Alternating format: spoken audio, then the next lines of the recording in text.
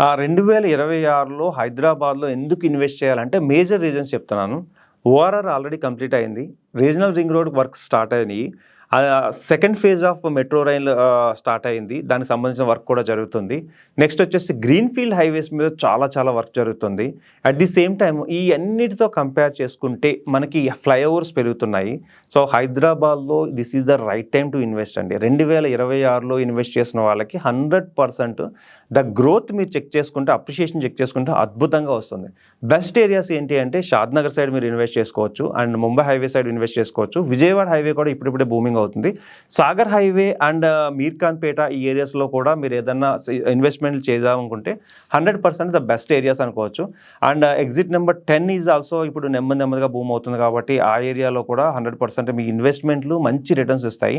And 26 మీకు no doubt ఎందుకంటున్నానంటే ఇన్ని ప్రాజెక్టులు లాంచ్ అయినాయి. ఈ ప్రాజెక్టులు స్టార్ట్ అవుతున్నాయి కాబట్టి 26 అనేది ద బెస్ట్ అంటే బెస్ట్ ఇన్వెస్ట్మెంట్ ఇయర్ అని చెప్పుకోవచ్చు.